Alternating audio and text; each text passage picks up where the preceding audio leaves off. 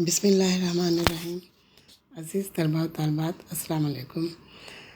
جیسا کہ میں نے آپ کو اپنی پچھلی ویڈیو میں بتایا تھا کہ 11ویں جماعت کی اردو کی جو نئی کتاب منظر عام پر آئی ہے، فی الحال بازار میں اس کتاب کے کوئی نوٹس، کوئی گائیڈ یا کوئی شرح دستیاب نہیں ہے، اور طلباء کو اس سلسلے میں کافی دشواریوں کا سامنا ہے، کیونکہ طلباء کا بہت سا قیمتی وقت ضائع ہو رہا ہے اور امتحانات بالکل اپنے وقت پر ہوں گے۔ آپ کی اس دشواری اور مشکل کو مد نظر رکھتے ہوئے میں نے اس کتاب کے نوٹس بنانے کا آغاز کر دیا ہے، اور ابتدا میں نے خلاصوں سے کی ہے۔ سب سے پہلے جس افسانے کا خلاصہ میں نے تیار کیا ہے وہ آپ کی کتاب کے صفحہ نمبر 43 پر زیور کا ڈبہ کے نام سے موجود ہے، جس کے مصنف منشی پریم چند ہیں۔ سب سے پہلے یہ جاننا ضروری ہے کہ خلاصہ کیا ہوتا ہے۔ عزیز اسٹوڈنٹس، خلاصہ سے مراد یہ ہے کہ آپ کوئی افسانہ، کوئی ناول، کوئی قصہ کہانی یا کوئی ڈرامہ کہیں پڑھتے ہیں یا اپنے ٹی وی اسکرین پر دیکھتے ہیں، اور پھر اسے کسی دوسرے کے سامنے اپنے الفاظ میں مختصر کر کے اس طرح سے پیش کر دیں کہ سامنے والے کو پوری کہانی سمجھ میں آ جائے اور کوئی تشنگی باقی نہ رہے۔ پیپر میں خلاصے کا سوال 2 اجزاء پر مشتمل ہوتا ہے: جز الف اور جز بے۔ جز الف میں آپ سے مصنف کا تعارف پوچھا جاتا ہے، اور جز بے میں آپ کو اس سبق کا خلاصہ لکھنا ہوتا ہے جس کا آپ نے انتخاب کیا ہے۔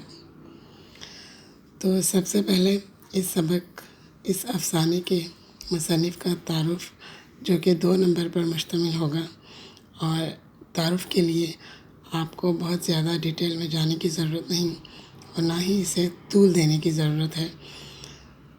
3 سے 4 لائنوں پر مشتمل آپ مصنف کا تعارف لکھ سکتے ہیں۔ تو مصنف کا تعارف کچھ اس طرح سے ہے: منشی پریم چند، جن کا اصل نام دھنپت رائے ہے، متحدہ ہندوستان کے ایک مشہور و معروف اور صاحب طرز افسانہ نگار ہیں۔ آپ 1880 میں بنارس میں پیدا ہوئے۔ آپ کی مشہور تصانیف میں سوز وطن، زاد راہ، واردات، آخری تحفہ اور فردوس خیال وغیرہ شامل ہیں۔ آپ کو اردو کا پہلا افسانہ نگار کہا جاتا ہے۔ جز الف میں افسانہ نگار کا تعارف دینے کے بعد آپ جز بے کا جواب دیتے ہیں اور خلاصہ کی ہیڈنگ بناتے ہیں، اور اس کے ساتھ اس افسانے یا ناول یا ڈرامے یا مضمون کا نام لکھتے ہیں جس کا آپ خلاصہ لکھنے جا رہے ہیں۔ تو اس افسانے کا خلاصہ کچھ اس طرح سے ہے۔ اس افسانے میں ایک پڑھے لکھے نوجوان کا ذکر ہے جسے اس کی اہلیت کے مطابق ملازمت نہ مل سکی تھی، اور وہ ٹیوشن پڑھا کر اپنے گزر اوقات کیا کرتا تھا، مگر ان پیسوں میں اس کا گزارا مشکل سے ہوتا تھا اور وہ مستقبل کے سہانے خواب دیکھا کرتا تھا۔ ایک دن شام کو وہ ٹھاکر کے بیٹے ویراندر کو ٹیوشن پڑھانے گیا تو ٹھکرائن نے اسے رکنے کے لیے کہا، اور اس نے ویراندر کی شادی کے سلسلے میں مشورہ مانگا، کیونکہ اس گھر کے لوگ پرکاش پر بہت اعتماد اور بھروسہ کرتے تھے اور اسے اپنے گھر کا فرد سمجھتے تھے۔ پرکاش نے رضامندی ظاہر کرتے ہوئے ٹھکرائن کو ویرو کی شادی کا مشورہ دیا، لہٰذا رشتہ طے کر دیا گیا اور شادی کی تیاریاں عروج پر تھیں۔ ان تیاریوں کے سلسلے میں پرکاش کی مدد لی گئی۔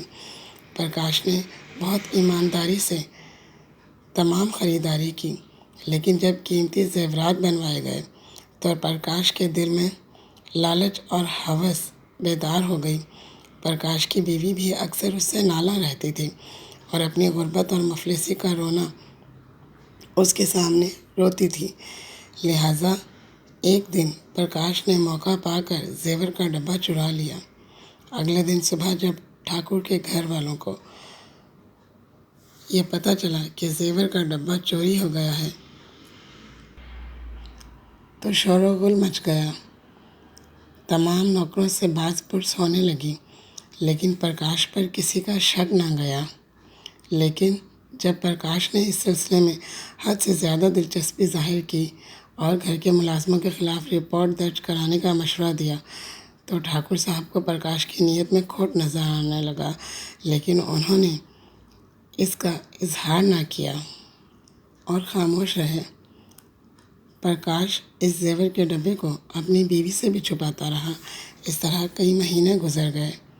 شہر کے ایک بینک میں اسسٹنٹ مینیجر کی جگہ خالی ہوئی۔ پرکاش ایک پڑھا لکھا نوجوان تھا اور اس ملازمت کا ہر طرح سے اہل تھا، مگر اس ملازمت کی شرط یہ تھی کہ 10,000 روپے بطور ضمانت جمع کرائے جائیں۔ پرکاش کے پاس اتنی رقم نہیں تھی۔ جب ٹھاکر صاحب کو اس بات کا پتہ چلا تو وہ ضمانت کے 10,000 دینے کے لیے تیار ہو گئے۔ پرکاش کی بیوی چمپا نے ایک دن صفائی کے دوران زیور کا ڈبہ دیکھ لیا تھا، لیکن اس نے پرکاش کے سامنے اس کا اظہار نہ کیا۔ پرکاش نے جب اپنی بیوی کو ملازمت ملنے کی خوشخبری سنائی تو اس نے پرکاش کے سامنے کچھ ایسی بات کی جس سے پرکاش کا ضمیر بیدار ہو گیا اور اسے اپنی غلطی پر ملال ہونے لگا۔ پرکاش نے ملازمت ملنے کی خوشی میں اپنے گھر ایک دعوت رکھی۔ ٹھاکر صاحب کے تمام گھر والے اس دعوت میں آئے ہوئے تھے۔